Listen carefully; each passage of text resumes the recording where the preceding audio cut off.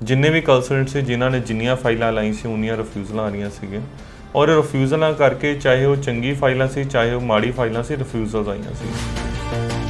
Report ਐਸਾ ਜਿਹਦੇ ਵਿੱਚ ਇੰਡੀਆ ਦੇ 350 ਕੇਸ ਹੈ ਇਸ ਤਰ੍ਹਾਂ ਦੇ ਵਿੱਚ, ਉਹਦੇ ਵਿੱਚੋਂ 250 ਕੇਸ ਉਹ ਪੰਜਾਬ ਤੋਂ ਹੈ। ਲੱਗਦਾ ਕਿ ਇਹ ਵੀ ਕਾਰਨ ਹੋ ਸਕਦਾ 90% ਵੀਜ਼ਾ ਰਿਫਿਊਜ਼ਲ ਹੋਣ ਦਾ। ਸਰ ਹੁਣ ਵੀਜ਼ਾ ਖੁੱਲ੍ਹ ਗਿਆ, ਜੇ ਤੁਹਾਡੇ ਕੋਲ ਕੋਈ ਬੱਚਾ ਆਪਣੀ ਫਾਈਲ ਲੈ ਕੇ ਆਉਂਦਾ ਕਿੰਨੇ % ਚਾਂਸ ਹੈ ਉਸ ਨੂੰ ਵੀਜ਼ਾ ਮਿਲੇਗਾ ਹੀ ਮਿਲੇਗਾ? डिपेंड करता है बच्चे की प्रोफाइल की है। अगर आज की डेट बच्चे ने 6 ईच है, एक मॉड्यूल 5.5 बैंड है और पीटी ਦੇ ਵਿੱਚ 54 ਨੰਬਰਸ हैं, यस वो बच्चा एलिजिबल है। ਕੰਸਲਟੈਂਟ ਵੱਲੋਂ ਵੱਡੇ ਦਾਅਵੇ ਜ਼ਰੂਰ ਕੀਤੇ ਜਾਂਦੇ ਆ ਕਿ ਸਾਡੇ ਕੋਲ ਆਓ, ਤੁਹਾਡੀ ਜਿਸ ਤਰ੍ਹਾਂ ਦੀ ਮਰਜ਼ੀ ਦੀ ਫਾਈਲ ਹੈ ਅਸੀਂ ਤੁਹਾਡੀ ਫਾਈਲ ਖੁਦ ਸਟਰੋਂਗ ਕਰਾਂਗੇ, ਸਾਡਾ ਮਕਸਦ ਹੈ ਤੁਹਾਨੂੰ ਬਾਹਰ ਭੇਜਣਾ। ਇਹ ਅਖੀਰਲਾ ਮੌਕਾ ਹੈ। 3 ਲੱਖ ਰੁਪਏ ਦੇ ਵਿੱਚ ਕੈਨੇਡਾ ਜਾਓ, ਮੌਂਟਰੀਅਲ ਸਭ ਤੋਂ ਵਧੀਆ ਹੈ, ਮੈਂ ਆਪਣੇ ਵੱਲੋਂ 2 ਲੱਖ ਰੁਪਏ ਡਿਸਕਾਊਂਟ ਦੇਣਾ। ਇਹ ਸਭ ਦਾਅਵੇ ਸੀਗੇ, ਇसी ਦਾਅਵੇ ਕਰਕੇ ਜਿਹੜਾ ਅੱਜ ਤੁਸੀਂ ਦੇਖੋ 90% ਰਿਫਿਊਜ਼ਲਾਂ ਆਈਆਂ। ਬੱਚਾ ਕੰਸਲਟੈਂਟ ਕੋਲ ਜਾ ਕੇ ਇਹ ਨਹੀਂ ਪੁੱਛਦਾ ਕਿ ਮੈਨੂੰ ਕੈਨੇਡਾ ਵਿੱਚ ਕਿਹੜਾ ਕੋਰਸ ਕਿਹੜਾ ਕਾਲਜ ਮਿਲੇਗਾ। ਉਹਦਾ ਸਵਾਲ ਸਿਰਫ ਦੂਸਰਾ ਇਹ ਹੁੰਦਾ ਹੈ ਕਾਲਜ ਉਹ ਦੇਣਾ ਜਿਹੜਾ 2 ਦਿਨ ਦਾ ਲੱਗੇ। ਕੈਨੇਡਾ ਜਾਣਾ ਸੌਖਾ ਹੈ, ਔਖਾ ਕੋਈ ਨਹੀਂ ਹੈ, ਪਰ ਕੈਨੇਡਾ ਜਾ ਕੇ ਹੁਣ ਸੈਟਲਡ ਹੋਣਾ ਬਹੁਤ ਜ਼ਿਆਦਾ ਔਖਾ ਹੋ ਜਾਣਾ ਹੈ। ਤੁਸੀਂ ਏਜੰਟ ਕੋ ਜਾਓ, ਏਜੰਟ ਤੋਂ ਪੈਸੇ ਲਾਓ ਤੇ ਸਾਰੇ ਪੈਸੇ ਵੀਜ਼ਾ ਲੱਗਣ ਤੋਂ ਬਾਅਦ ਦਿਓ। सोच समझ के अप्लाई करो, पब्लिक कॉलेज सिर्फ कैनेडा का वीज़ा अप्लाई करो। ਕੰਸਲਟੈਂਟ ਅਸੀਂ ਵੇਖਿਆ ਕਿ ਸਟੂਡੈਂਟ ਨੂੰ ਇਹ ਕਹਿੰਦੇ ਕਿ ਹੁਣ ਤੇਰੀ ਆਫਰ ਲੈਟਰ ਆ ਗਈ ਆ, ਹਫ਼ਤੇ ਅੰਦਰ ਵੀਜ਼ਾ ਵੀ ਆ ਜਾਣਾ। ਕੀ ਸੱਚਾਈ ਇਸ ਦੇ ਪਿੱਛੇ? ਆਫਰ ਲੈਟਰ ਹਰ ਇੱਕ ਨੂੰ ਮਿਲਦੀ ਹੈ। ਮੈਂ ਬਾਰ-ਬਾਰ ਕਹਿ ਰਿਹਾ ਵੀਜ਼ਾ ਗਿਣੇ ਚੁਣੇ ਨੂੰ ਵੀਜ਼ਾ ਉਹਨੂੰ ਹੀ ਮਿਲੇਗਾ ਜਿਹੜਾ ਬੱਚਾ ਐਲੀਜੀਬਲ ਹੈ। ਚਾਹ ਉਹੀ ਜਾਏ ਜਿਹੜੇ ਬੱਚੇ ਨੇ ਜੈਨੂਨ ਜਾ ਕੇ ਪੜ੍ਹਨਾ ਹੈ।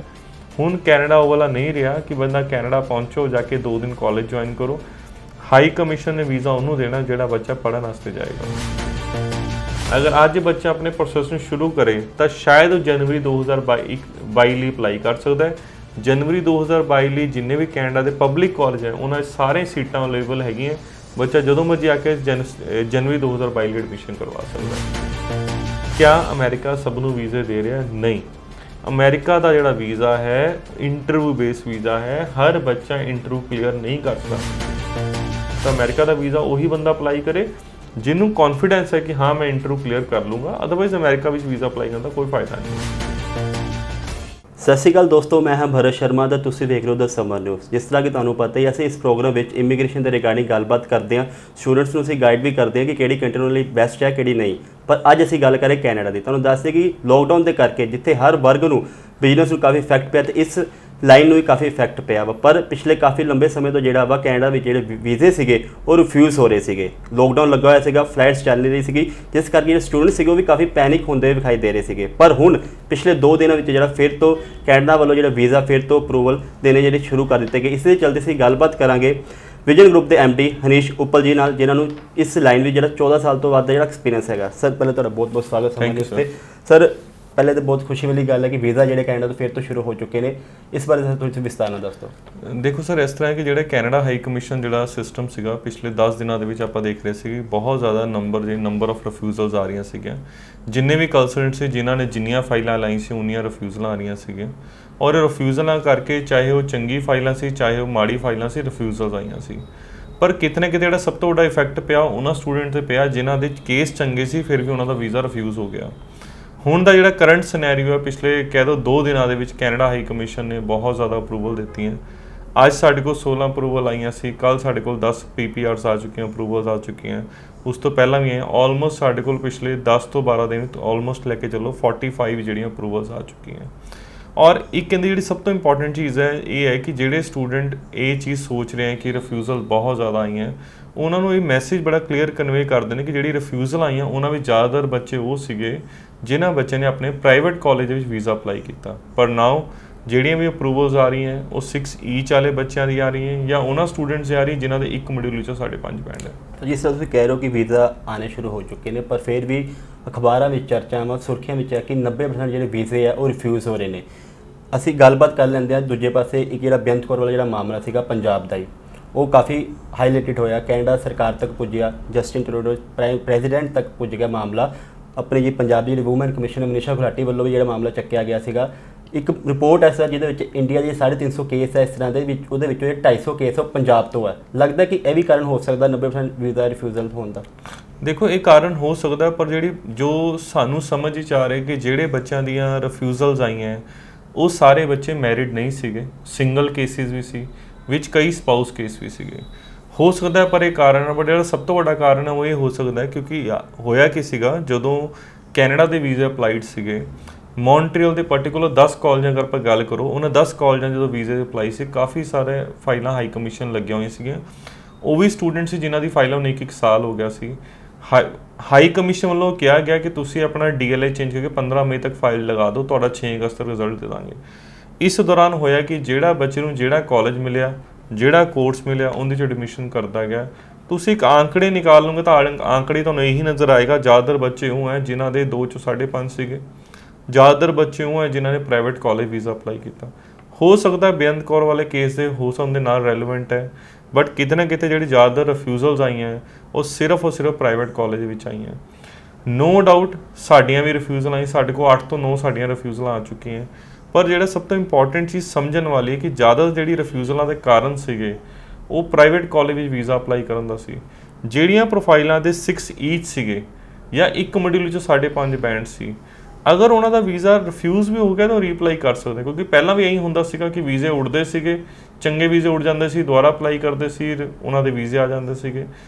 ਪ੍ਰਾਈਵੇਟ ਕਾਲਜ ਕਰਕੇ ਰਿਫਿਊਜ਼ਲ ਦਾ ਰੇਸ਼ੀਓ 90% ਹੈ, ਉਹ ਪ੍ਰਾਈਵੇਟ ਕਾਲਜਾਂ ਵਾਲੇ ਪਾਸੇ ਜ਼ਿਆਦਾ ਹੈ। ਸਰ ਹੁਣ ਵੀਜ਼ਾ ਖੁੱਲ੍ਹ ਗਿਆ, ਜੇ ਤੁਹਾਡੇ ਕੋਲ ਕੋਈ ਬੱਚਾ ਆਪਣੀ ਫਾਈਲ ਲੈ ਕੇ ਆਂਦਾ ਤਾਂ ਕਿੰਨੇ % ਚਾਂਸ ਹੈ ਉਸ ਨੂੰ ਵੀਜ਼ਾ ਮਿਲੇਗਾ ਹੀ ਮਿਲੇਗਾ? ਡਿਪੈਂਡ ਕਰਦਾ ਬੱਚੇ ਦੀ ਪ੍ਰੋਫਾਈਲ ਕੀ ਹੈ। ਅਗਰ ਅੱਜ ਦੀ ਡੇਟ ਬੱਚੇ ਨੇ 6 ਈਚ ਹੈ, ਇੱਕ ਮੋਡਿਊਲ 'ਚੋਂ 5.5 ਬੈਂਡ ਹੈ ਔਰ PT ਦੇ ਵਿੱਚ 54 ਨੰਬਰਸ ਹੈ, ਯੈਸ ਉਹ ਬੱਚਾ ਐਲੀਜੀਬਲ ਹੈ। ਅਗਰ ਬੱਚਾ ਕੋਈ ਇੱਦਾਂ ਦਾ ਕੇਸ ਹੈਗਾ ਜਿਨ੍ਹਾਂ ਦਾ ਆਫਰ ਲੈਟਰ ਨਹੀਂ ਆ ਰਿਹਾ, ਜਾਂ ਉਹ ਸਟੂਡੈਂਟ ਜਿਨ੍ਹਾਂ ਨੇ ਪ੍ਰਾਈਵੇਟ ਕਾਲਜ 'ਚ ਐਡਮਿਸ਼ਨ ਕਰਾ ਬੈਠੇ ਹੈ, ਹੁਣ ਉਹਨਾਂ ਨੂੰ ਦਿੱਕਤ ਹੋ ਰਹੀ ਹੈ, ਕਹਿ ਰਹੇ ਪਬਲਿਕ ਕਾਲਜ ਜਾਣਾ, ਇਸ ਪ੍ਰੋਫਾਈਲ ਦੇ ਬੱਚੇ ਨੂੰ ਅੱਜ ਵੀ ਪਬਲਿਕ ਕਾਲਜ ਐਡਮਿਸ਼ਨ ਦਿੰਦਾ ਪਿਆ। ਇਸ ਪ੍ਰੋਫਾਈਲ ਦੇ ਬੱਚੇ ਦੇ ਵਿੱਚ ਅੱਜ ਵੀ ਉਹਨੂੰ ਕੋਰਸ ਰੈਲੇਵੈਂਟ ਕੋਰਸ ਮਿਲ ਜਾਏਗਾ। ਹੁਣ ਵੀਜ਼ਾ ਦੇਣਾ ਜਾਂ ਨਾ ਦੇਣਾ ਇਹ ਤਾਂ ਵੀਜ਼ਾ ਅਫਸਰ ਦੇ ਹੱਥ 'ਚ ਹੈ, ਬਟ ਹਾਂ ਇਸ ਕੈਟੇਗਰੀ ਦੇ ਪ੍ਰੋਫਾਈਲ ਨੂੰ ਜਿਹੜਾ ਪਬਲਿਕ ਕਾਲਜ 'ਚ ਐਡਮਿਸ਼ਨ ਮਿਲ ਜਾਏਗਾ। ਔਰ ਪਬਲਿਕ ਕਾਲਜ ਦਾ ਹਮੇਸ਼ਾ ਸਕਸੈਸ ਪ੍ਰਾਈਵੇਟ ਨਾਲੋਂ ਕਈ ਸੌ ਗੁਣਾ ਜ਼ਿਆਦਾ ਹੀ ਹੁੰਦਾ ਹੈ। ਸਰ ਜਿਹੜੇ ਹੁਣ ਰੀਸੈਂਟ ਟਾਈਮ 'ਚ ਜਿਹੜੇ ਵੀਜ਼ਾ ਰਿਫਿਊਜ਼ਲ ਹੋ ਚੁੱਕੇ ਨੇ, ਉਹ ਜਿਹੜੇ ਲੋਕ ਆ ਫਿਰ ਤੋਂ ਜਿਹੜਾ ਵੀਜ਼ਾ ਵਾਸਤੇ ਅਪਲਾਈ ਕਰ ਸਕਦੇ ਨੇ? ਕੀ ਟਾਈਮ ਚੰਗਾ ਹੈ ਕਿ ਉਹ ਰਿਫੰਡ ਲਈ ਅਪਲਾਈ ਕਰ ਸਕਦੇ ਨੇ? ਕੀ ਟਾਈਮ ਦੇਖੋ ਜਿਹੜੇ ਬੱਚਿਆਂ ਦਾ ਵੀਜ਼ੇ ਰਿਫਿਊਜ਼ ਹੋਏ ਆ ਉਹਨਾਂ ਵੀ ਦੇਖੋ ਮੈਂ ਤਾਂ ਪਹਿਲਾਂ ਕਹਿੰਦਾ 2 ਕੈਟੇਗਰੀ ਦੇ ਲੋਕ ਹੈ। ਪਹਿਲੇ ਉਹ ਕੈਟੇਗਰੀ ਦੇ ਲੋਕ ਆ ਜਿਨ੍ਹਾਂ ਨੇ ਪ੍ਰਾਈਵੇਟ ਕਾਲਜ ਅਪਲਾਈ ਕੀਤਾ। ਇੱਕ ਚੀਜ਼ ਸਮਝਣ ਵਾਲੀ, ਪ੍ਰਾਈਵੇਟ ਕਾਲਜ ਤੁਸੀਂ ਅਗਰ ਵੀਜ਼ਾ ਅਪਲਾਈ ਕਰ ਚੁੱਕੇ ਹੋ ਜਾਂ ਤੁਸੀਂ ਪਾਥਵੇ ਕੋਰਸਿਸ ਯਾਨੀ ਪ੍ਰਾਈਵੇਟ ਟੂ ਪਬਲਿਕ ਵਿੱਚ ਵੀ ਅਗਰ ਅਪਲਾਈ ਕੀਤਾ ਹੈ, ਉਹ ਤੁਹਾਡਾ ਇਸੀ ਪਿਛਲੇ 10 ਦਿਨਾਂ ਦੌਰਾਨ ਅਗਰ ਵੀਜ਼ਾ ਰਿਫਿਊਜ਼ ਹੋ ਗਿਆ, ਤੁਸੀਂ ਪ੍ਰਾਈਵੇਟ ਕਾਲਜ ਵੀਜ਼ਾ ਅਪਲਾਈ ਨਾ ਕਰੋ। ਇਹ ਤਾਂ ਇੱਕ ਕੈਟੇਗਰੀ ਦੇ ਲੋਕ ਹੈ, ਕਿਉਂਕਿ ਜ਼ਿਆਦਾਤਰ ਪਰਸੈਂਟੇਜ ਇਸੀ ਕੈਟੇਗਰੀ ਦੀ ਹੈ ਜਿਨ੍ਹਾਂ ਦੇ ਪ੍ਰਾਈਵੇਟ ਕਾਲਜ ਅਪਲਾਈ ਕੀਤਾ। ਦੂਸਰੇ ਪਾਸੇ ਇੱਕ 6 ਈਚ ਦੇ ਨਾਲ ਜਾਂ ਕੋਈ ਇਸ ਤਰ੍ਹਾਂ ਸਟੂਡੈਂਟ ਜਿਨ੍ਹਾਂ ਦੇ ਇੱਕ ਮੋਡਿਊਲ 5.5 ਬੈਂਡ ਹੈ, ਤੁਸੀਂ ਪਬਲਿਕ ਕਾਲਜ ਅਪਲਾਈ ਕੀਤਾ ਹੋਇਆ ਸੀਗਾ, ਕਿਸੇ ਕਾਰਨ ਤੇ ਤੁਹਾਡਾ ਅਗਰ ਵੀਜ਼ਾ ਰਿਫਿਊਜ਼ ਹੋ ਗਿਆ, ਯੈਸ ਤੁਸੀਂ ਰੀਅਪਲਾਈ ਕਰੋ। ਇਹ ਜਿਹੜਾ ਅਪਰੂਵਲਸ ਆਈਆਂ ਪਿਛਲੇ 2 ਦਿਨਾਂ ਦੇ ਵਿੱਚ, ਇਹ ਇੰਡੀਕੇਸ਼ਨ ਹੈ ਸਾਰੇ ਸਟੂਡੈਂਟਸ ਲਈ ਜਿਨ੍ਹਾਂ ਦੀ ਪ੍ਰੋਫਾਈਲਾਂ ਚੰਗੀਆਂ ਸੀਗੀਆਂ ਕਿ ਕੈਨੇਡਾ ਹਾਈ ਕਮਿਸ਼ਨ ਨੇ ਵੀਜ਼ੇ ਦੇਣੇ ਬੰਦ ਨਹੀਂ ਕੀਤੇ। ਅਗਰ ਬੰਦ ਕੀਤੇ ਹੁੰਦੇ ਤਾਂ ਸਾਨੂੰ 2 ਦਿਨਾਂ ਦੇ ਵਿੱਚ 45 ਅਪਰੂਵਲਾਂ ਨਾ ਮਿਲਦੀਆਂ। ਸੋ ਜਿਹੜੇ ਵੀ ਸਟੂਡੈਂਟਸ ਦਾ ਅਗਰ ਵੀਜ਼ਾ ਰਿਫਿਊਜ਼ ਹੋ ਗਿਆ, ਉਹਨਾਂ ਦਾ ਕਾਲਜ ਪਬਲਿਕ ਸੀਗਾ, ਪ੍ਰਾਈਵੇਟ ਕਾਲਜ ਨਹੀਂ ਸੀਗਾ, 6 ਈਚ ਸੀ, ਇੱਕ ਮੋਡਿਊਲ 'ਚ 5.5 ਬੈਂਡ ਸੀ, ਅਗਰ ਉਹ ਦੁਬਾਰਾ ਅਪਲਾਈ ਕਰਨਗੇ ਉਹਨਾਂ ਨੂੰ ਵੀਜ਼ਾ ਮਿਲਣ ਦੇ ਪੂਰੇ ਚਾਂਸਿਸ ਹੈਗੇ ਆ। ਸਰ ਜਿਸ ਤਰ੍ਹਾਂ ਤੁਸੀਂ ਕਹਿ ਰਹੇ ਹੋ ਕਿ ਜਿਨ੍ਹਾਂ ਦਾ ਵੀਜ਼ਾ ਰਿਫਿਊਜ਼ ਹੋ ਚੁੱਕਾ ਸੀਗਾ ਉਹ ਫਿਰ ਤੋਂ ਅਪਲਾਈ ਕਰ ਸਕਦੇ ਨੇ, ਤੇ ਗਰੰਟੀ ਹੈ ਸਰ ਉਹਨਾਂ ਨੂੰ ਵੀਜ਼ਾ ਅਪਰੂਵ ਹੋਏਗਾ ਉਸ ਤੋਂ ਬਾਅਦ? ਦੇਖੋ ਮੈਂ ਤੁਹਾਨੂੰ ਬਾਰ-ਬਾਰ ਇਹ ਚੀਜ਼ ਕਲੀਅਰ ਕਰ ਰਿਹਾ ਕਿ ਵੀਜ਼ਾ ਆਫਿਸਰ ਨੇ ਦੇਣਾ ਹੈ, ਪਰ ਜਿਹੜਾ ਕੰਸਲਟੈਂਟ ਹੁੰਦਾ ਹੈ ਉਹਨੂੰ ਪਤਾ ਹੁੰਦਾ ਹੈ। ਹੁਣ ਇੱਕ ਪ੍ਰੈਕਟੀਕਲ ਜੀ ਇੱਕ ਸਵਾਲ ਹੈ ਕਿ ਕੋਈ ਵੀ ਬੱਚਾ ਇੱਕ ਕੰਸਲਟੈਂਟ ਕੋ ਕਿਉਂ ਜਾਂਦਾ ਹੈ? ਸਰ ਫਿਰ ਵੀ ਅਕਸਰ ਕੰਸਲਟੈਂਟ ਵੱਲੋਂ ਵੱਡੇ ਦਾਅਵੇ ਜ਼ਰੂਰ ਕੀਤੇ ਜਾਂਦੇ ਆ, ਤੁਸੀਂ ਸਾਡੇ ਕੋਲ ਆਓ, ਤੁਹਾਡੀ ਜਿਸ ਤਰ੍ਹਾਂ ਦੀ ਮਰਜ਼ੀ ਦੀ ਫਾਈਲ ਹੈ, ਅਸੀਂ ਤੁਹਾਡੀ ਫਾਈਲ ਖੁਦ ਸਟਰੋਂਗ ਕਰਾਂਗੇ, ਸਾਡਾ ਮਕਸਦ ਹੈ ਤੁਹਾਨੂੰ ਬਾਹਰ ਪਹੁੰਚਾਉਣਾ। ਦੇਖੋ ਸਰ ਬੜਾ ਕਲੀਅਰ ਹੈ, ਜਿਹੜਾ ਵੀਜ਼ਾ ਆਫਿਸਰ ਹੈ ਵੀਜ਼ਾ ਉਹਨੇ ਦੇਣਾ ਹੈ। ਮੈਂ ਤੁਹਾਨੂੰ ਉਹੀ ਸਵਾਲ ਬਾਰ-ਬਾਰ ਪੁੱਛ ਰਿਹਾ ਕਿ ਜਿਹੜਾ ਇੱਕ ਕੰਸਲਟੈਂਟ ਹੈ, ਬੱਚਾ ਹੈ, ਉਹ ਕੰਸਲਟੈਂਟ ਕਿਉਂ ਜਾਂਦਾ ਹੈ? ਉਹ ਕੰਸਲਟੈਂਟ ਕੋ ਇਸ ਲਈ ਜਾਂਦਾ ਹੈ ਕਿ ਉਹਨੂੰ ਚੰਗਾ ਕਾਲਜ ਸੁਜੈਸਟ ਕੀਤਾ ਜਾਵੇ, ਉਹ ਕੰਸਲਟੈਂਟ ਕੋ ਇਸ ਲਈ ਜਾਂਦਾ ਉਹਨੂੰ ਚੰਗਾ ਕੋਰਸ ਦਿੱਤਾ ਜਾਵੇ, ਉਹ ਕੰਸਲਟੈਂਟ ਕੋ ਇਸ ਲਈ ਜਾਂਦਾ ਹੈ ਕਿ ਉਹਦੇ ਕੋਰਸ ਦੀ ਰੈਲੇਵੈਂਸੀ ਬਣਾਈ ਜਾਵੇ, ਉਹ ਕੰਸਲਟੈਂਟ ਕੋ ਇਸ ਲਈ ਜਾਂਦਾ ਹੈ ਕਿਉਂਕਿ ਕੰਸਲਟੈਂਟ ਕੋ ਕਈ ਸਾਲਾਂ ਤਜਰਬਾ ਹੁੰਦਾ ਹੈ। ਹੁਣ ਇਹ ਸਾਰੀ ਚੀਜ਼ਾਂ ਜਿਹੜਾ ਵੀ ਕੰਸਲਟੈਂਟ ਬੱਚੇ ਉੱਤੇ ਇਹ ਸਭ ਚੀਜ਼ਾਂ ਇੰਪਲੀਮੈਂਟ ਕਰੇਗਾ, ਬੱਚੇ ਨੂੰ ਵੀਜ਼ੇ ਦੇ ਮੁਕਾਮ ਤੱਕ ਜ਼ਰੂਰ ਪਹੁੰਚਾਏਗਾ। ਬਟ ਅਗੇਨ ਐਂਡ ਆਫ ਦਾ ਡੇ ਜਦੋਂ ਫਾਈਲ ਲੱਗਣੀ ਹੈ, ਜਿਸ ਤਰ੍ਹਾਂ ਇੱਕ ਸਟੂਡੈਂਟ ਇੱਕ ਕਿਊ ਦੇ ਵਿੱਚ ਖੜਾ ਹੈ, ਉੱਦਾਂ ਕੰਸਲਟੈਂਟ ਵੀ ਉਹਦੇ ਨਾਲ ਹੀ ਖੜਾ, ਕਿਉਂਕਿ ਵੀਜ਼ਾ ਤਾਂ ਵੀਜ਼ਾ ਆਫਿਸਰ ਨੇ ਦੇਣਾ ਹੈ। ਦਾਅਵੇ ਤਾਂ ਬਹੁਤ ਕੁਝ ਕਹਿੰਦੇ, ਅਗਰ ਦਾਅਵੇ ਝੂਠੇ ਨਾ ਦਿੱਤੇ ਹੋਣ ਤਾਂ 90% ਰਿਫਿਊਜ਼ਲਾਂ ਨਾ ਆਉਂਦੀਆਂ। ਕਿਉਂਕਿ ਰੀਜ਼ਨ ਕੀ ਹੈ, ਇਸ ਦੌਰ ਦੇ ਵਿੱਚ, ਕੋਵਿਡ ਦੇ ਦੌਰ ਦੇ ਵਿੱਚ ਕੰਸਲਟੈਂਟ ਨੇ ਬੱਚਿਆਂ ਨੂੰ ਬਹੁਤ ਚੰਗੀ ਤਰ੍ਹਾਂ ਬੇਵਕੂਫ ਬਣਾਇਆ। ਉਹ ਬੇਵਕੂਫੀ ਦਾ ਨਤੀਜਾ ਹੀ ਨਿਕਲੇ ਕਿ ਰਿਫਿਊਜ਼ਲਾਂ ਬਹੁਤ ਜ਼ਿਆਦਾ ਆਈਆਂ। ਵੀਜ਼ਾ ਆਫਿਸਰ ਨੇ ਵੀਜ਼ਾ ਦੇਣਾ, ਕੰਸਲਟੈਂਟ ਨੇ ਫਾਈਲ ਨੂੰ ਕੰਸਲਟ ਕਰਨਾ, ਸਟੂਡੈਂਟ ਨੂੰ ਸਮਝਾਉਣਾ ਹੈ। ਹੁਣ ਕੰਸਲਟੈਂਟ ਤੇ ਸਟੂਡੈਂਟ ਦਾ ਜੋ ਵੀ ਕਮਿਊਨੀਕੇਸ਼ਨ ਹੈ ਉਹਦਾ ਨਤੀਜਾ ਵੀਜ਼ਾ ਆਫਿਸਰ ਨੂੰ ਮਿਲੇਗਾ। ਜਿੰਨੇ ਵੀ ਕੰਸਲਟੈਂਟ ਨੇ ਦਾਅਵੇ ਕੀਤੇ ਸੀ 15 ਮਈ ਤੱਕ ਫਾਈਲ ਲਗਾ ਦਿਓ, ਇਹ ਅਖੀਰਲਾ ਮੌਕਾ ਹੈ, 3 ਲੱਖ ਰੁਪਏ ਦੇ ਵਿੱਚ ਕੈਨੇਡਾ ਜਾਓ, ਮੌਂਟਰੀਅਲ ਸਭ ਤੋਂ ਵਧੀਆ ਹੈ, ਮੈਂ ਆਪਣੇ ਵੱਲੋਂ 2 ਲੱਖ ਰੁਪਏ ਡਿਸਕਾਊਂਟ ਦੇਣਾ, ਇਹ ਸਭ ਦਾਅਵੇ ਸੀਗੇ। ਇਸੀ ਦਾਅਵੇ ਕਰਕੇ ਜਿਹੜਾ ਅੱਜ ਤੁਸੀਂ ਦੇਖੋ 90% ਰਿਫਿਊਜ਼ਲਾਂ ਆਈਆਂ ਬੱਚਿਆਂ ਦੀਆਂ। ਇਹ ਸਰ ਤੁਹਾਡੇ ਤੋਂ ਹੀ ਜਾਣ ਲੈਂਦੇ ਆ, ਲੋਕਡਾਊਨ ਦੇ ਦੌਰਾਨ ਤੁਹਾਡੇ ਵੱਲੋਂ ਕੈਨੇਡਾ ਦੇ ਕਿੰਨੇ ਜਿਹੜੇ ਵੀਜ਼ਾ ਅਪਰੂਵਲ ਕਰਵਾਏ ਗਏ ਤੇ ਕਿੰਨੇ ਰਿਫਿਊਜ਼ਲ ਤੁਹਾਡੇ ਵੱਲ ਮਤਲਬ ਇੱਥੇ ਹੋਏ? ਦੇਖੋ, ਅਗਰ ਮੈਂ ਗੱਲ ਕਰਾਂ ਪਿਛਲੇ ਇਸ ਜਿਹੜਾ ਸਤੰਬਰ 2021 ਦਾ ਇਨਟੇਕ ਹੈ, ਉਸ ਤੋਂ ਪਹਿਲਾਂ ਮਈ, ਜਨਵਰੀ, ਪਿਛਲੇ ਸਾਲ ਸਤੰਬਰ 2020 ਦੇ ਸਾਡੇ ਵੀਜ਼ਾਸ ਆਏ ਆ। ਸਤੰਬਰ 2021 ਵਿੱਚ ਸਾਡੀਆਂ 8 ਤੋਂ 9 ਰਿਫਿਊਜ਼ਲਸ ਆਈਆਂ। ਇਹਨਾਂ ਵਿੱਚ ਉਹ ਸਟੂਡੈਂਟ ਸੀਗੇ 4-5 ਜਿਨ੍ਹਾਂ ਦੇ ਆਲਰੇਡੀ ਪਹਿਲਾਂ ਕਿਸੇ ਹੋਰ ਕੰਸਲਟੈਂਟ ਤੋਂ ਵੀਜ਼ਾ ਰਿਫਿਊਜ਼ ਸੀ, ਸਾਡੇ ਕੋਲ ਅਪਲਾਈ ਕੀਤਾ, ਰਿਫਿਊਜ਼ ਹੋ ਗਿਆ। 4-5 ਕੇਸ ਮੇਰੇ ਆਪਣੇ ਖੁਦ ਦੇ ਹੈ ਜਿਨ੍ਹਾਂ ਦੇ 6 ਈਚ ਸੀਗੇ, ਇੱਕ ਮੋਡਿਊਲ 'ਚੋਂ 5.5 ਬੈਂਡ ਸੀ, ਮੇਰੇ ਕੋਲ ਉਹਨਾਂ ਦਾ ਵੀਜ਼ਾ ਰਿਫਿਊਜ਼ ਹੋਇਆ। ਮੇਰੇ ਕੋਲ 9 ਕੁ ਰਿਫਿਊਜ਼ਲਾਂ ਆ ਚੁੱਕੀਆਂ ਔਰ ਪਿਛਲੇ 10 ਤੋਂ 12 ਦਿਨਾਂ ਵਿੱਚ ਸਾਡੇ ਕੋਲ ਆਲਮੋਸਟ 45 ਅਪਰੂਵਲਸ ਵੀ ਆਈਆਂ। ਪਰ ਜਿਹੜੀਆਂ ਮੇਰੇ ਕੋਲ 10 ਰਿਫਿਊਜ਼ਲਾਂ ਆਈਆਂ, ਉਹ 8-10 ਅਪਰੂਵਲਾਂ ਨੂੰ ਮੈਂ ਦੁਬਾਰਾ ਨਵੇਂ ਸਿਰੇ ਤੋਂ ਅਪਲਾਈ ਕਰੂੰਗਾ। ਮੈਨੂੰ ਉਮੀਦ ਹੈ ਆਪਾਂ ਸਾਰਿਆਂ ਜਿਹੜੇ ਵੀਜ਼ੇ ਲੈ ਲਾਂਗੇ।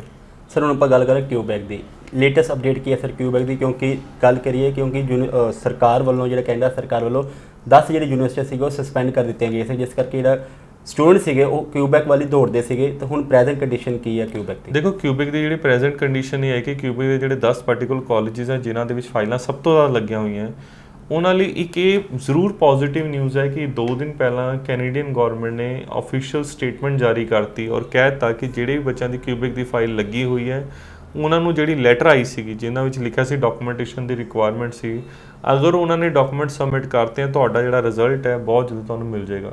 ਹੁਣ ਤੱਕ ਕੀ ਸੀਗਾ, ਜਿਹੜੀ ਵੀ ਕਿਊਬੈਕ ਗਵਰਨਮੈਂਟ, ਜਦੋਂ ਵੀ ਕੈਨੇਡੀਅਨ ਗਵਰਨਮੈਂਟ ਕੋਈ ਲੈਟਰ ਕੱਢਦੀ ਸੀ, ਪਾਰਟੀਕੂਲਰ ਕੋਈ ਪ੍ਰੋਵਿੰਸ ਦੀ ਨਹੀਂ ਕੱਢਦੀ ਸੀ, ਸਿਰਫ ਕੈਨੇਡਾ ਦੇ ਉੱਤੇ ਲਿਖਦੀ ਸੀ।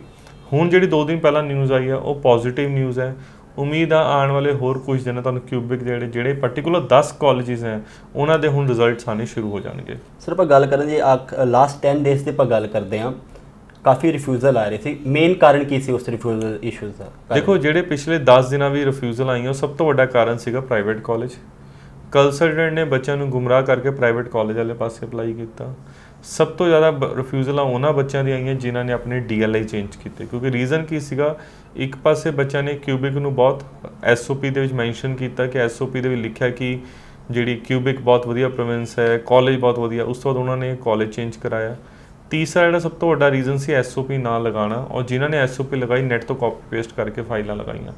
ਕੈਨੇਡਾ ਹਾਈ ਕਮਿਸ਼ਨ ਦੇ ਪਿਛਲੇ ਜਿਹੜੇ 2 ਵੈਬੀਨਾਰਸ ਗਏ ਆ 14 ਜੁਲਾਈ ਤੇ 22 ਜੁਲਾਈ ਦੇ ਵਿੱਚ, ਉਹਦੇ ਵਿੱਚ ਉਹਨਾਂ ਨੇ ਸਾਫ਼-ਸਾਫ਼ ਕਲੀਅਰ ਦੱਸਤਾ ਕਿ ਜਿਹੜੇ ਵੀ ਬੱਚੇ SOP ਨੂੰ ਨੈਟ ਤੋਂ ਕਾਪੀ ਕਰਕੇ ਲਗਾਉਂਦੇ ਹੈ ਉਹਨਾਂ ਦੀ ਫਾਈਲ ਨੂੰ ਬਹੁਤ ਧਿਆਨ ਨਾਲ ਦੇਖਿਆ ਜਾ ਰਿਹਾ ਹੈ। ਇਟ ਮੀਨਸ ਬੜਾ ਕਲੀਅਰ ਹੈ ਕਿ ਹਰ ਬੱਚਾ ਜਿਹਨੇ ਵੀ ਕੈਨੇਡਾ ਜਾਣਾ ਹੈ ਆਪਣੀ ਫਾਈਲ ਨੂੰ ਆਪਣੇ ਹਿਸਾਬ ਦੇ ਨਾਲ ਮਿਹਨਤ ਨਾਲ ਲਗਾਵੇ, ਕੰਸਲਟੈਂਟ ਨਾਲ ਜ਼ਰੂਰ ਕੰਸਲਟ ਕਰੇ। ਆਪਣੇ ਪੰਜਾਬ ਦੇ ਵਿੱਚ ਕੀ ਟ੍ਰੈਂਡ ਹੈ, ਜਦੋਂ ਕਿਸੇ ਕੰਸਲਟੈਂਟ ਦੀ ਬਾਂਹ ਫੜ ਲਿੱਤੀ ਜਾਂਦੀ ਹੈ ਸਾਰਾ ਕੁਝ ਉਹਦੇ ਸੁੱਟ ਦਿੱਤਾ ਜਾਂਦਾ ਹੈ ਕਿ ਤੂੰ ਹੀ ਮੇਰਾ ਕੰਸਲਟੈਂਟ, ਤੂੰ ਹੀ ਮੇਰਾ ਕੰਮ ਕਰਾਉਣਾ। ਬੱਚੇ ਦੇ ਮਾਂ-ਬਾਪ ਆਪਣੇ ਵੱਲੋਂ ਐਫਰਟਸ ਨਹੀਂ ਲਗਾਉਂਦੇ। ਅਗਰ ਅੱਜ ਬੱਚੇ ਨੂੰ ਕਿਸੇ ਨੂੰ ਇਹ ਕਿਹਾ ਜਾਏ ਕਿ ਤੂੰ SOP ਆਪ ਬਣਾਵੇ ਤਾਂ ਉਹਨੂੰ ਇਹ ਲੱਗਦਾ ਮੇਰਾ ਕੰਸਲਟੈਂਟ ਨੂੰ SOP ਬਣਾਉਣੀ ਨਹੀਂ ਆਉਂਦੀ। ਹੁੰਦਾ ਕੀ ਪਿਆ ਕਿ ਬੱਚਾ ਸੱਚ ਸੁਣ ਕੇ ਰਾਜੀ ਨਹੀਂ। ਸੱਚ ਇਹ ਹੈ ਕਿ ਬੱਚੇ ਨੂੰ ਆਪਣੀ ਫਾਈਲ ਦੇ ਵਿੱਚ ਆਪ ਮਿਹਨਤ ਕਰਨੀ ਪਏਗੀ। ਕੰਸਲਟੈਂਟ ਸਿਰਫ ਬੱਚੇ ਨੂੰ ਸਲਾਹ ਦੇ ਸਕਦਾ ਕਿ ਤੂੰ ਇਹ ਚੀਜ਼ਾਂ ਕਰ, ਉਹ ਕਰਕੇ ਕਿੰਨੇ ਲੈਣੀ, ਬੱਚੇ ਨੇ ਨਹੀਂ ਲੈਣੀ ਹੈ।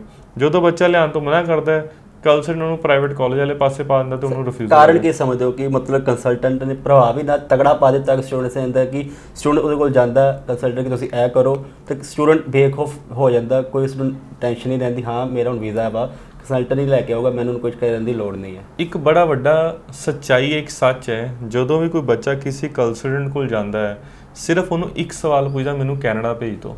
ਬਿਲਕੁਲ ਠੀਕ ਹੈ ਜੀ, ਉਹਦਾ ਸਵਾਲ ਇਹ ਗਲਤ ਹੈ। ਉਹਦਾ ਸਵਾਲ ਇਹ ਹੋਣਾ ਚਾਹੀਦਾ ਮੈਨੂੰ ਕੈਨੇਡਾ ਪੜ੍ਹਨ ਵਾਸਤੇ ਭੇਜ ਦਿਓ। ਉਸ ਤੋਂ ਬਾਅਦ ਜਦੋਂ ਵੀ ਕੋਈ ਕੰਸਲਟੈਂਟ ਕੋਲ ਬੱਚਾ ਜਾਂਦਾ ਹੈ ਤਾਂ ਬੱਚਾ ਕੰਸਲਟੈਂਟ ਕੋਲ ਜਾ ਕੇ ਇਹ ਨਹੀਂ ਪੁੱਛਦਾ ਕਿ ਮੈਨੂੰ ਕੈਨੇਡਾ ਵਿੱਚ ਕਿਹੜਾ ਕੋਰਸ, ਕਿਹੜਾ ਕਾਲਜ ਮਿਲੇਗਾ। ਉਹਦਾ ਸਵਾਲ ਸਿਰਫ ਦੂਸਰਾ ਇਹ ਹੁੰਦਾ ਹੈ ਕਾਲਜ ਉਹ ਦੇਣਾ ਜਿਹੜਾ 2 ਦਿਨ ਦਾ ਲੱਗੇ। ਹੁਣ ਇਹ ਸਮਝੋ, ਇਹ ਸਾਰਿਆਂ ਦਾ ਪ੍ਰਭਾਵ ਜਿਹੜਾ ਹੈ, ਇਹ ਕੰਸਲਟੈਂਟ ਜਦੋਂ ਬੱਚੇ ਦੀ ਗੱਲਾਂ ਸੁਣਦਾ ਹੈ ਤਾਂ ਉਹੀ ਕੰਸਲਟੈਂਟ ਬੱਚੇ ਨੂੰ ਉਸੇ ਤਰ੍ਹਾਂ ਘੁਮਾ ਦਿੰਦਾ ਹੈ। 2 ਦਿਨ ਪੜ੍ਹਨ ਜਾਣਾ ਹੈ, ਕੈਨੇਡਾ ਜਾਣਾ ਹੈ, ਪੜ੍ਹਨ ਦਾ ਵਰਡ ਨਹੀਂ ਹੈ, ਆਪਾਂ ਉੱਥੇ ਜਾ ਕੇ ਸਿਰਫ ਸੈਟਲਡ ਹੋਣ ਦੀ ਗੱਲ ਕਰ ਰਹੇ ਹਾਂ। ਪੜ੍ਹਾਈ ਅਗਰ ਨਹੀਂ ਕਰਾਂਗੇ ਤਾਂ ਆਪਾਂ ਸੈਟਲਡ ਨਹੀਂ ਹੋ ਪਾਵਾਂਗੇ। ਇਹ ਬੱਚਿਆਂ ਨੂੰ ਤੇ ਪੇਰੈਂਟਸ ਨੂੰ ਸਮਝਣਾ ਪਏਗਾ, ਕੈਨੇਡਾ ਜਾਣਾ ਸੌਖਾ ਹੈ, ਔਖਾ ਕੋਈ ਨਹੀਂ ਹੈ, ਪਰ ਕੈਨੇਡਾ ਜਾ ਕੇ ਹੁਣ ਸੈਟਲਡ ਹੋਣਾ ਬਹੁਤ ਜ਼ਿਆਦਾ ਔਖਾ ਹੋ ਜਾਣਾ ਹੈ। ਤਾਂ ਜਿਹੜੇ ਵੀ ਬੱਚੇ ਕੈਨੇਡਾ ਦਾ ਵੀਜ਼ਾ ਅਪਲਾਈ ਕਰ ਰਹੇ ਹੈ, ਕਿਸੇ ਵੀ ਕੰਟਰੀ ਅਪਲਾਈ ਕਰ ਰਹੇ, ਸਿਰਫ ਔਰ ਸਿਰਫ ਪਬਲਿਕ ਕਾਲਜ ਵਿੱਚ ਹੀ ਅਪਲਾਈ ਕਰੋ। ਪ੍ਰਾਈਵੇਟ ਕਾਲਜ ਦੀ ਦੌੜ ਦੇ ਵਿੱਚ ਸਿਰਫ ਔਰ ਸਿਰਫ ਕੰਸਲਟੈਂਟ ਨੂੰ ਕਮਾਈ ਹੈ, ਕਾਲਜ ਨੂੰ ਕਮਾਈ ਹੈ, ਸਰਕਾਰ ਨੂੰ, ਬੱਚੇ ਨੂੰ ਕੋਈ ਫਾਇਦਾ ਨਹੀਂ ਹੈ। ਤਾਂ ਸੋਚ ਸਮਝ ਕੇ ਆਪਣਾ ਕੈਨੇਡਾ ਅਪਲਾਈ ਕਰੋ। 90% ਤੁਸੀਂ, ਤੁਹਾਡਾ ਸਵਾਲ ਸੀ 90% ਰਿਫਿਊਜ਼ਲਾਂ ਕਿਉਂ ਆਈਆਂ? 90% ਰਿਫਿਊਜ਼ਲ ਆਉਣ ਦਾ ਇਹੀ ਕਾਰਨ ਸੀਗਾ ਕਿ ਏਜੰਟਸ ਨੇ ਬੱਚਿਆਂ ਨੂੰ ਪ੍ਰਾਈਵੇਟ ਕਾਲਜ ਵਾਲੇ ਪਾਸੇ ਪਾਇਆ, SOP ਨੈਟ ਤੋਂ ਕਾਪੀ ਕਰ ਕਰਕੇ ਲਗਾਈ ਗਿਆ, ਔਰ ਇਸ ਦੌੜ ਦੇ ਵਿੱਚ ਲਗਾਈਆਂ ਕਿ ਮੈਂ ਵੱਧ ਤੋਂ ਵੱਧ ਫਾਈਲਾਂ ਐਮਬੈਸੀ 'ਚ ਪਹੁੰਚਦੀ ਕਰਾਂ। ਕਿਉਂਕਿ 15 ਮਈ ਦੀ ਜਿਹੜੀ ਦੌੜ ਸੀ ਨਾ, ਉਸ ਦੌੜ ਦੇ ਵਿੱਚ ਸਭ ਨੇ ਆਪਣੀ ਐਡਵਰਟਾਈਜ਼ਮੈਂਟ ਦਬਾ ਕੇ ਚਲਾਇਆ, ਔਰ ਅੱਜ ਉਸੇ 15 ਮਈ ਦੀ ਐਡਵਰਟਾਈਜ਼ਮੈਂਟ ਨਤੀਜਾ ਇਹ ਹੈ ਕਿ 90% ਜਿਹੜੇ ਹੈ ਉਹਨਾਂ ਕੰਸਲਟੈਂਟ ਦੀਆਂ ਰਿਫਿਊਜ਼ਲਾਂ ਆਈਆਂ। ਸਰ ਆਪਾਂ ਹੁਣ ਗੱਲ ਕਰਦੇ ਪਾਸਪੋਰਟ ਸਟੈਂਪਿੰਗ ਦੇ ਬਾਰੇ। ਅਕਸਰ ਹੀ ਜਦੋਂ ਵੀ ਕੋਈ ਕੰਸਲਟੈਂਟ ਐਡ ਕਰਦਾ ਤਾਂ ਸਭ ਤੋਂ ਪਹਿਲੇ ਉਹ ਪਾਸਪੋਰਟ ਦੀ ਜਿਹੜੀ ਸਟੈਂਪ ਲੱਗੀ ਹੁੰਦੀ ਵੀਜ਼ਾ ਦੀ, ਉਹ ਹੀ ਵਿਖਾਉਂਦਾ। ਸ਼ੁਰੂ ਹੋ ਚੁੱਕੀ ਹੈ ਫਿਰ ਤੋਂ? ਬਿਲਕੁਲ ਹੋ ਚੁੱਕਾ ਹੈ, ਪਾਸਪੋਰਟ ਸਟੈਂਪਿੰਗ ਹੋਣੀ ਸ਼ੁਰੂ ਹੋ ਚੁੱਕੀ ਹੈ। ਪਿਛਲੇ 2 ਦਿਨਾਂ ਵਿੱਚ ਸਾਡੇ ਕੋਲ ਆਲਮੋਸਟ 86 ਪਾਸਪੋਰਟਸ ਹੈ ਜਿਹੜੇ ਸਟੈਂਪ ਹੋਣ ਗਏ, ਔਰ ਉਮੀਦ ਹੈ ਆਉਣ ਵਾਲੇ ਹੋਰ 10 ਤੋਂ 12 ਦਿਨਾਂ ਦੇ ਵਿੱਚ ਉਹ ਸਾਰੇ ਪਾਸਪੋਰਟ ਜਿਹੜੇ ਸਟੈਂਪ ਹੋ ਕੇ ਆ ਜਾਣਗੇ। ਸਾਡੇ ਕੋਲ ਉਹ ਸਟੂਡੈਂਟ ਸੀ ਜਿਹਨਾਂ ਨੇ ਸਤੰਬਰ, ਪਿਛਲੇ ਮਈ ਔਰ ਜਨਵਰੀ ਇਨਟੇਕ ਦਾ ਵੀਜ਼ਾ ਅਪਲਾਈ ਕੀਤਾ ਸੀਗਾ। ਪਾਸਪੋਰਟ ਸਟੈਂਪਿੰਗ ਹੋਣੀ ਪੈਂਡਿੰਗ ਸੀ, ਪਾਸਪੋਰਟ ਸਟੈਂਪ ਹੋਣੇ ਸ਼ੁਰੂ ਹੋ ਗਏ, PPRs ਅਪਰੂਵਲ ਲੈਟਰਸ ਆਉਣ ਲੱਗ ਗਈਆਂ। ਉਮੀਦ ਹੈ ਬਹੁਤ ਸਾਰੀ ਚੀਜ਼ਾਂ ਜਿਹੜੀਆਂ ਸਟ੍ਰੀਮਲਾਈਨ ਹੋ ਜਾਣਗੀਆਂ, ਔਰ ਆਉਣ ਵਾਲੇ ਹੋਰ 5-7 ਦਿਨਾਂ 'ਚ ਪਾਸਪੋਰਟ ਸਟੈਂਪ ਹੋ ਕੇ ਵਾਪਸ ਆ ਜਾਣਗੇ। ਸਰ, ਜਿਸ ਤਰ੍ਹਾਂ ਤੁਸੀਂ ਦੱਸਿਆ ਕਿ 90% ਜਿਹੜੇ ਵੀਜ਼ਾ ਰਿਫਿਊਜ਼ਲ ਹੋ ਰਹੇ ਸੀ ਬੀਤੇ ਕਾਫੀ ਲੰਬੇ ਸਮੇਂ ਤੋਂ, ਇਹ ਹਾਲ ਸਿਰਫ ਪੰਜਾਬ ਵਿੱਚ ਹੀ ਸੀਗਾ ਕਿ ਬਾਕੀ ਜੇ ਆਪਾਂ ਗੱਲ ਕਰੀਏ ਇੰਡੀਆ ਦੇ ਬਾਕੀ ਸਟੇਟਸ ਵਿੱਚ ਵੀ ਇਹੀ ਹਾਲ ਸੀਗੀ, ਕੰਡੀਸ਼ਨ ਸੀ? ਦੇਖੋ, ਇਹ ਜਿਹੜਾ ਜਿੱਥੇ ਤੱਕ ਸਾਨੂੰ ਨੌਲੇਜ ਹੈ, ਇਹ ਹਾਲ ਜ਼ਿਆਦਾਤਰ ਉਹਨਾਂ ਸਟੂਡੈਂਟਸ ਦਾ ਸੀਗਾ ਜਿਹੜੇ ਪੰਜਾਬ ਤੇ ਹਰਿਆਣਾ ਵਿੱਚ ਜਿਨ੍ਹਾਂ ਨੇ ਪ੍ਰਾਈਵੇਟ ਕਾਲਜ ਅਪਲਾਈ ਕੀਤਾ। ਨੋ ਡਾਊਟ ਅਦਰ ਜਿਹੜੀ ਸਟੇਟਸ ਆ ਉਹਨਾਂ ਦੀ ਵੀ ਰਿਫਿਊਜ਼ਲ ਆਈਆਂ ਹੋਣਗੀਆਂ, ਪਰ ਜ਼ਿਆਦਾ ਜਿਹੜੀ ਰੇਸ਼ੋ ਸੀ ਪੰਜਾਬ ਤੇ ਹਰਿਆਣਾ ਦੇ students C, because private college ਨੂੰ ਸਭ ਤੋਂ ਜ਼ਿਆਦਾ ਪ੍ਰਮੋਟ ਪੰਜਾਬ ਤੇ ਹਰਿਆਣਾ ਵਿੱਚ ਕੀਤਾ ਗਿਆ। ਪੈਕੇਜ ਸਿਸਟਮ ਨਾਲ ਕੀਤਾ ਗਿਆ, ਇਹ ਕਹਿ ਕੇ ਕੀਤਾ ਗਿਆ ਕਿ ਤੁਸੀਂ ਸਾਰੇ ਪੈਸੇ ਵੀਜ਼ਾ ਲੱਗਣ ਤੋਂ ਬਾਅਦ ਦਿਓ, ਏਜੰਟ ਆਪਣੇ ਵੱਲੋਂ ਫੀਸ ਭਰੇਗਾ। ਜਦਕਿ ਸਭ ਤੋਂ ਵੱਡੀ ਸੱਚਾਈ ਇਹ ਸੀ ਕਿ ਜਿਹੜਾ ਪ੍ਰਾਈਵੇਟ ਕਾਲਜ ਆ ਉਹਦੇ ਵਿੱਚ ਕੰਸਲਟੈਂਟ ਵੱਲੋਂ ਫੀਸ ਭਰੀ ਨਹੀਂ ਜਾਂਦੀ। ਬਿਨਾਂ ਫੀਸ ਭਰੇ ਜਿਹੜਾ ਕੰਸਲਟੈਂਟ ਹੈ ਕਾਲਜ ਤੋਂ LOR ਲੈਟਰ ਲੈ ਲੈਂਦਾ, ਫਾਈਲ ਐਮਬੈਸੀ ਲਗਾ ਦਿੰਦਾ। ਏਜੰਟ ਦੇ 1 ਰੁਪਏ ਦੀ ਇਨਵੈਸਟਮੈਂਟ ਨਹੀਂ ਹੈ, ਤੇ ਉਸ ਤੋਂ ਬਾਅਦ ਏਜੰਟ ਉਹਦੇ ਕੋਲ ਲੱਖਾਂ ਰੁਪਏ ਇਸੇ ਚੀਜ਼ ਦਾ ਝਾੜ ਲੈਂਦਾ। ਸਰ, ਅਕਸਰ ਅਸੀਂ ਵੇਖਿਆ ਕਿ ਸਟੂਡੈਂਟ ਈਜ਼ੀਲੀ ਉੱਥੇ ਜਾਂਦਾ ਜਿੱਥੇ ਵੀਜ਼ਾ ਜਲਦੀ ਮਿਲ ਜਾਂਦਾ, ਉੱਥੇ ਚੱਲ ਜਾਂਦਾ, ਫਿਰ ਉੱਥੋਂ ਮੂਵ ਔਨ ਹੋ ਜਾਂਦਾ ਵਾ। ਤੇ ਉਸ ਦੇ ਚਲਦੇ ਅਸੀਂ ਗੱਲ ਕਰਾਂਗੇ DLI ਦੀ। ਇਸ ਵਕਤ ਦੀ DLI ਦੀ ਕੀ ਕੰਡੀਸ਼ਨ ਚੱਲ ਰਹੀ ਹੈ? ਦੇਖੋ, DLI ਦੀ ਬੜੀ ਕਲੀਅਰ ਕੰਡੀਸ਼ਨ ਹੈ। ਜਿਹੜੇ ਬੱਚਿਆਂ ਨੇ ਆਪਣਾ DLI ਚੇਂਜ ਕੀਤਾ ਹੋਇਆ, ਆਈ ਥਿੰਕ ਸੋ ਉਹਨਾਂ ਨਾਲ ਰਿਜ਼ਲਟਸ ਕਾਫੀ ਜ਼ਿਆਦਾ ਬੱਚਿਆਂ ਦੇ ਆਊਟ ਹੋ ਗਏ ਹੋਣੇ ਆ, ਔਰ ਜ਼ਿਆਦਾਤਰ ਬੱਚੇ DLI ਚੇਂਜ ਦੇ ਵਿੱਚ ਰਿਫਿਊਜ਼ਲਾਂ ਹੀ ਮਿਲ ਰਹੀਆਂ। ਕਿਉਂਕਿ ਰੀਜ਼ਨ ਬੜਾ ਕਲੀਅਰ ਹੈ, ਆਪਾਂ ਪਿਛਲੇ 4-5 ਮਹੀਨੇ ਤੋਂ ਕੰਟੀਨਿਊਸ ਇਹ ਬੋਲੀ ਜਾ ਰਹੇ ਕਿ DLI ਚੇਂਜ ਤਾਂ ਹੀ ਕਰਨਾ ਅਗਰ ਤੁਹਾਡਾ ਕੋਰਸ ਤੁਹਾਡੀ ਸਟੱਡੀ ਨਾਲ ਤੁਹਾਨੂੰ ਮੈਚ ਕਰਦਾ ਮਿਲਦਾ ਹੈ। ਹੋਇਆ ਕਿ ਜਦੋਂ DLI ਚੇਂਜ ਦਾ ਰੋਲਾ ਪਿਆ, ਉਦੋਂ ਸਭ ਤੋਂ ਜ਼ਿਆਦਾ ਏਜੰਟਸ ਨੇ ਜਿਨ੍ਹਾਂ ਨੇ ਮੌਂਟਰੀਅਲ ਦੀਆਂ ਫਾਈਲਾਂ ਲਾਈਆਂ ਸੀਗੀਆਂ, ਉਹਨਾਂ ਸਾਰੇ ਏਜੰਟਸ ਨੇ ਬੱਚਾ ਉਹਨਾਂ ਤੋਂ ਨਾ ਦੌੜੇ, ਉਹਨਾਂ ਨੂੰ ਪ੍ਰਾਈਵੇਟ ਕਾਲਜ ਵਾਲੇ ਪਾਸੇ ਪਾਤਾ। ਕੁਝ ਏਜੰਟਸ ਨੇ ਕੀ ਕੀਤਾ ਕਿ ਬੱਚਿਆਂ ਨੂੰ ਜਿਹੜਾ ਹੈਗਾ ਕੋਰਸ ਦੀ ਰੈਲੇਵੈਂਸੀ ਤੋਂ ਬਿਨਾਂ ਅਪਲਾਈ ਕਰਤਾ। ਅਗੇਨ DLI ਚੇਂਜ ਦਾ ਰਿਫਿਊਜ਼ਲ ਕਾਫੀ ਜ਼ਿਆਦਾ, ਔਰ ਜ਼ਿਆਦਾ ਰਿਫਿਊਜ਼ਲਾਂ ਹੀ DLI ਚੇਂਜ ਦੀ ਹੈ। ਬਟ ਅਗੇਨ ਜਿਹੜੇ ਬੱਚਿਆਂ ਦਾ ਆਪਣਾ DLI public to Montreal to public college ਵਿੱਚ ਕੀਤਾ ਹੈ, ਜਿਨ੍ਹਾਂ ਨੇ ਆਪਣੀ ਜੈਨੂਇਨ ਟਿਊਸ਼ਨ ਫੀਸ 1 ਸਾਲ ਦੀ ਕਾਲਜ ਨੂੰ ਭਰੀ ਆ, ਉਹਨਾਂ ਨੂੰ ਵੀਜ਼ਾ ਮਿਲਣ ਦੇ ਚਾਂਸਿਸ ਹੈਗੇ ਆ। ਬਟ ਅਗੇਨ ਜਿਹੜੇ ਬੱਚਿਆਂ ਨੇ ਫੀਸਾਂ ਨਹੀਂ ਟ੍ਰਾਂਸਫਰ ਕੀਤੀਆਂ, ਜਿਨ੍ਹਾਂ ਦੇ ਹਾਲੇ ਵੀ ਬੈਂਡ ਕੱਟ ਸੀਗੇ, ਉਹਨਾਂ ਨੇ ਫਾਈਲਾਂ ਲਗਾਈਆਂ ਹੋਈਆਂ, ਉਹਨਾਂ ਦੇ ਵੀਜ਼ਾ ਦੇ ਚਾਂਸਿਸ ਬਹੁਤ ਜ਼ਿਆਦਾ ਘੱਟ ਹੈਗੇ ਆ। ਸਰ, ਆਪਾਂ ਗੱਲ ਕਰਦੇ ਕੈਨੇਡਾ ਦੀ, ਕਿਉਂਕਿ ਕੈਨੇਡਾ ਨੂੰ ਮਿਨੀ ਪੰਜਾਬ ਵੀ ਕਿਹਾ ਜਾਂਦਾ ਵਾ। ਪਹਿਲੇ ਹਰ ਇੱਕ ਮਤਲਬ ਵੀਜ਼ਾ ਬਹੁਤ ਈਜ਼ੀਲੀ ਤਰ੍ਹਾਂ ਮਿਲ ਜਾਂਦਾ ਸੀ ਕੈਨੇਡਾ ਦਾ, ਪਰ ਅਸੀਂ ਵੇਖਿਆ ਪਿਛਲੇ ਕੁਛ ਮੰਥਸ ਤੋਂ ਕਿ ਕੈਨੇਡਾ ਵਿੱਚ ਜਿਹੜੇ ਰਿਫਿਊਜ਼ਲ ਆ ਬਹੁਤ ਜ਼ਿਆਦਾ ਮਿਲ ਰਹੇ ਨੇ।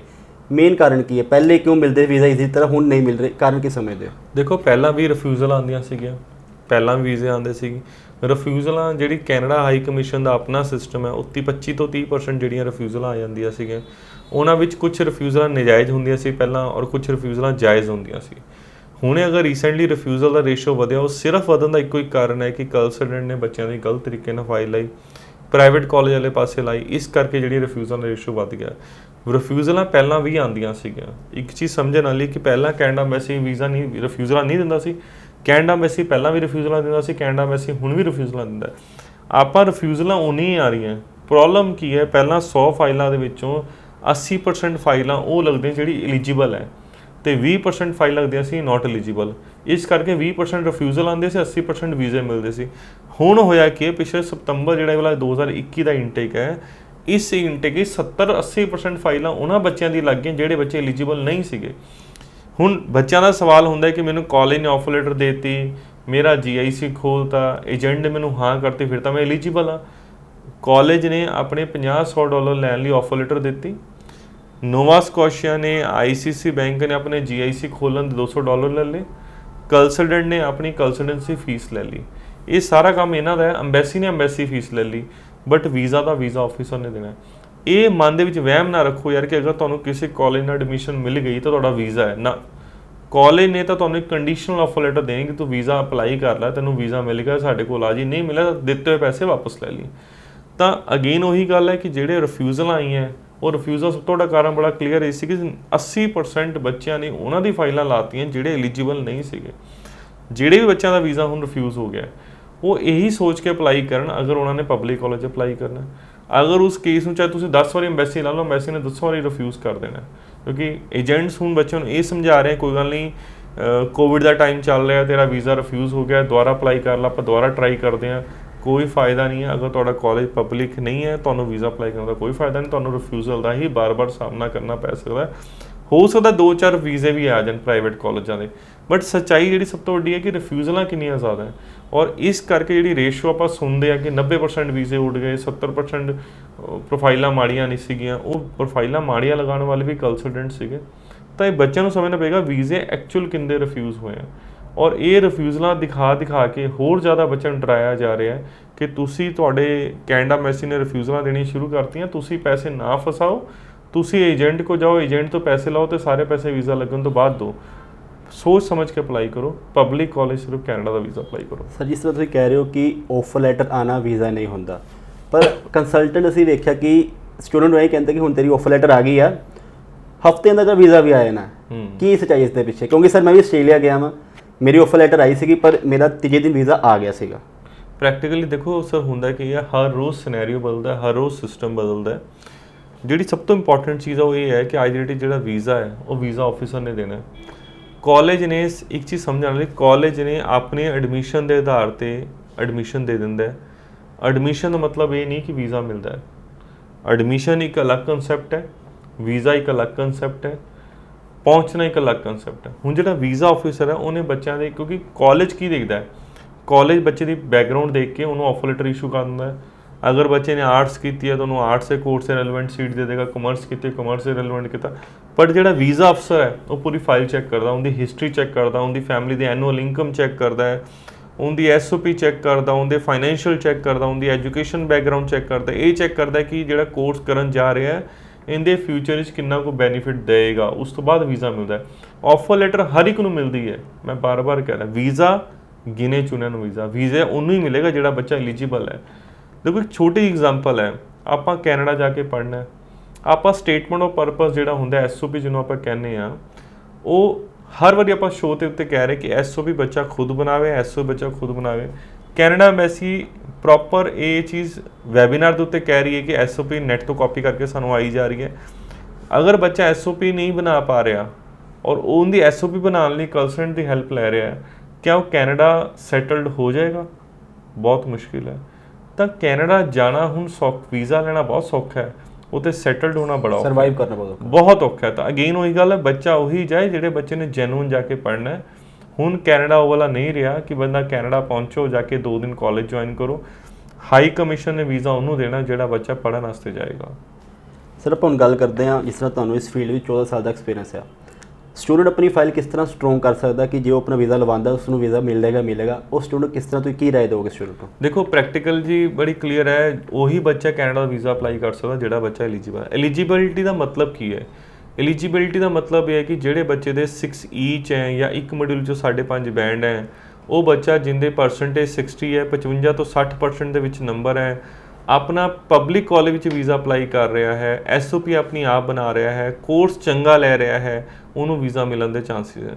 ਦੂਸਰਾ ਤੁਸੀਂ ਇਹ ਵੀ ਦੇਖਿਆ ਹੋਣਾ ਪਿੱਛੇ ਰੀਸੈਂਟਲੀ ਜਿਹੜੀਆਂ ਰਿਫਿਊਜ਼ਲਸ ਆਈਆਂ ਉਹਨਾਂ ਵਿੱਚ ਪੀਜੀ ਡਿਪਲੋਮਾ ਦੀਆਂ ਰਿਫਿਊਜ਼ਲਾਂ ਬਹੁਤ ਜ਼ਿਆਦਾ ਆਈਆਂ, ਕਿਉਂਕਿ ਰੀਜ਼ਨ ਕੀ ਹੈ ਕਿ ਪੰਜਾਬ ਔਰ ਹਰਿਆਣਾ ਦੇ ਵਿੱਚ ਇੱਕ ਦੌੜ ਹੈ ਕਿ 2 ਸਾਲ ਦੀ ਪੜ੍ਹਾਈ ਲੈ ਕੇ 3 ਸਾਲ ਦਾ ਵਰਕ ਪਰਮਿਟ ਮਿਲਦਾ ਹੈ। ਇਸ ਦੌੜ ਦੇ ਵਿੱਚ ਕੀ ਹੈ ਕਿ ਹਰ ਬੱਚਾ ਜਿਹੜਾ 2 ਸਾਲ ਕੋਰਸ ਦੀ ਰੈਲੇਵੈਂਸੀ ਲੱਭਦਾ ਹੈ, ਔਰ ਇਸ ਕਰਕੇ ਮੈਂ ਕਈ ਸਾਰੇ ਕੇਸ ਇਸ ਤਰ੍ਹਾਂ ਦੇ ਸਰ ਦੇਖੇ ਜਿਨ੍ਹਾਂ ਵਿੱਚ ਕੀ ਹੈ ਕਿ ਬੱਚਾ ਗ੍ਰੈਜੂਏਟ ਹੋ ਗਿਆ, ਗ੍ਰੈਜੂਏਸ਼ਨ ਤੋਂ ਬਾਅਦ ਉਹਨੂੰ ਏਜੰਟ ਉਹਨੂੰ ਅੰਡਰ ਗ੍ਰੈਜੂਏਟ ਕੋਰਸ ਲੈ ਕੇ ਦਿੰਦਾ ਹੈ। ਕਿਉਂਕਿ ਅੰਡਰ ਗ੍ਰੈਜੂਏਟ ਕੋਰਸ 2 ਸਾਲ ਦਾ ਹੈ।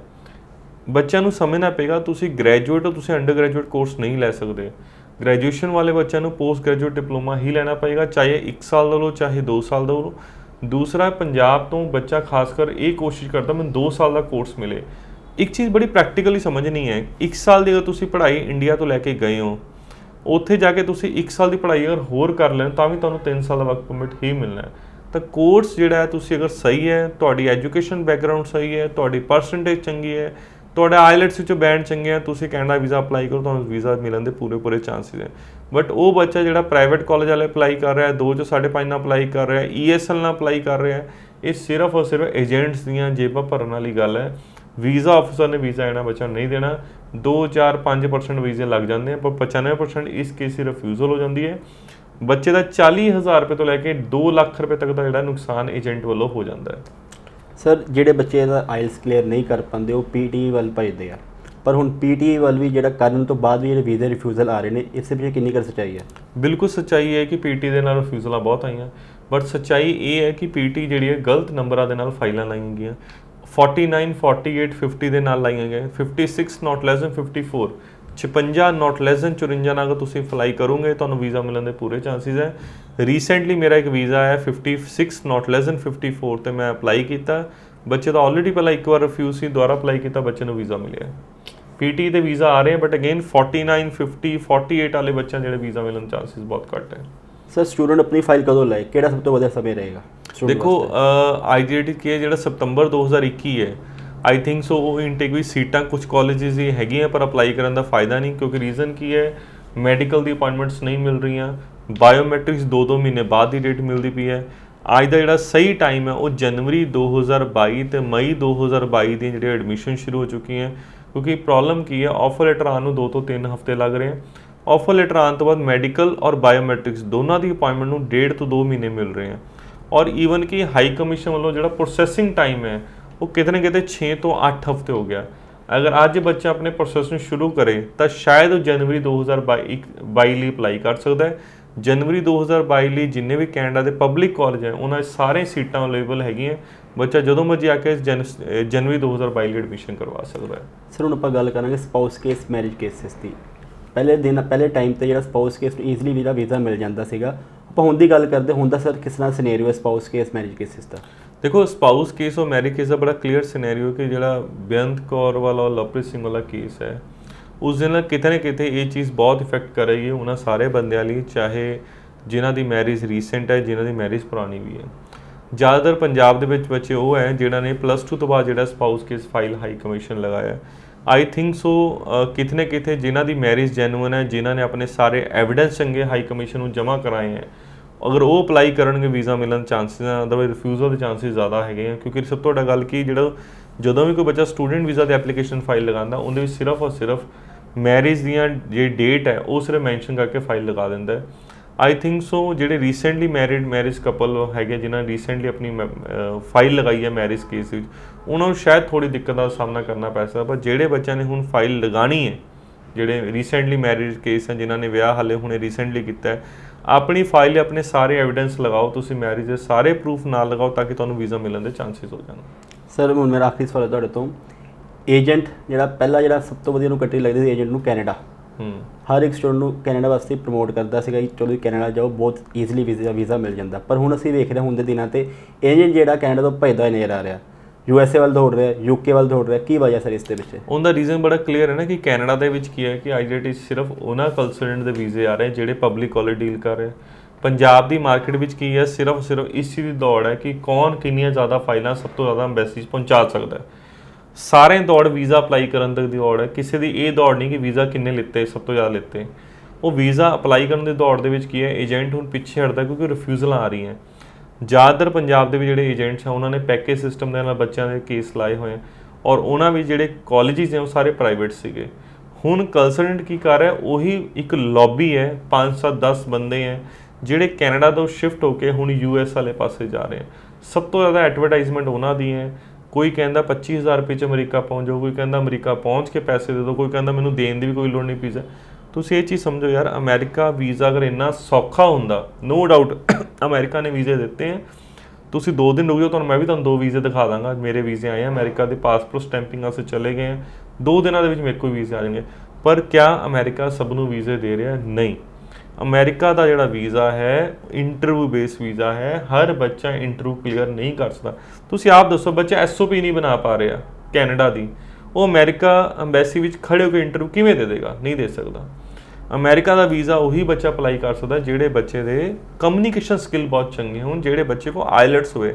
ਅਮਰੀਕਾ ਅਗਰ ਇੱਦਾਂ ਵੀਜ਼ਾ ਵੰਡਣ ਲੱਗ ਜੇ ਤਾਂ ਪੂਰਾ ਪੰਜਾਬ ਹੀ ਖਾਲੀ ਹੋ ਜਾਏ, ਕਿਉਂਕਿ ਜੋ ਐਡਵਰਟਾਈਜ਼ਮੈਂਟ ਦਿਖਾ ਰਹੀ ਹੈ ਟੀਵੀ ਤੇ ਉਸ ਮੁਤਾਬਿਕ ਤਾਂ ਹਰ ਬੰਦੇ ਨੂੰ ਵੀ ਐਲੀਜੀਬਲ ਹੈ, ਹਰ ਬੱਚਾ ਅਮਰੀਕਾ ਦਾ ਵੀਜ਼ਾ ਲੈ ਸਕਦਾ। ਪਰ ਕਿਆ ਸੱਚਾਈ ਹੈ ਕਿ ਅਮਰੀਕਾ ਸਭ ਨੂੰ ਵੀਜ਼ੇ ਦੇ ਰਿਹਾ? 15, 20, 25 ਵੀਜ਼ੇ ਲੱਗੇ ਆ ਪੂਰੇ ਪੰਜਾਬ ਦੇ ਵਿੱਚ। ਰੋਲਾ ਇੰਨਾ ਕੁ ਪਾਤਾ ਕਿ 10,000 ਵੀਜ਼ੇ ਲੱਗ ਚੁੱਕੇ हैं।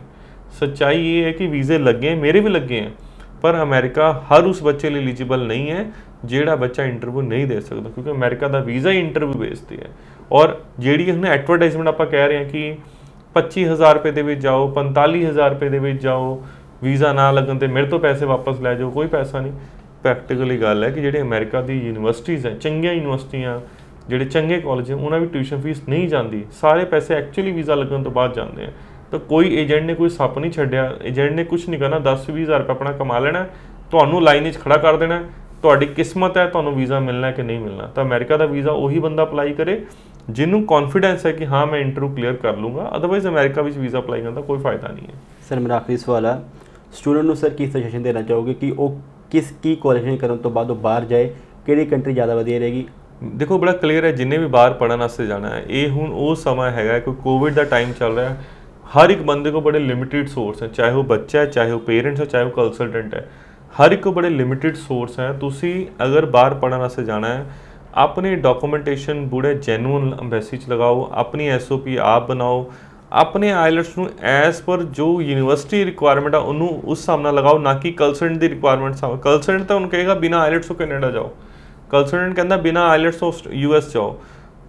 ਐਜ਼ ਪਰ ਕਾਲਜ ਜਾਂ ਯੂਨੀਵਰਸਿਟੀ ਜੋ ਰਿਕੁਆਇਰਮੈਂਟ ਆ ਉਸ ਦੇ ਆਧਾਰ ਤੇ ਆਪਣਾ ਐਡਮਿਸ਼ਨ ਕਰੋ, ਤਾਂ ਕਿ ਤੁਹਾਡਾ ਜਿਹੜਾ ਬਾਹਰ ਜਾਣ ਦਾ ਸੁਪਨਾ ਪੂਰਾ ਹੋ ਸਕੇ ਤੇ ਤੁਹਾਡੇ ਮਾਪੇ ਦੇ ਜਿਹੜੇ ਪੈਸੇ ਖਰਾਬ ਨਾ ਹੋ ਸਕਣ। ਬਿਲਕੁਲ ਜੀ, ਇਹ ਸੀਗੇ ਸਾਡੇ ਹਨੀਸ਼ ਉੱਪਲ ਜੀ, ਜੋ ਕਿ ਵਿਜ਼ਨ ਗਰੁੱਪ ਦੇ MD ਨੇ। 14 ਸਾਲ ਦਾ ਨੂੰ ਇਸ ਫੀਲਡ ਵਿੱਚ ਐਕਸਪੀਰੀਅੰਸ ਹੈ।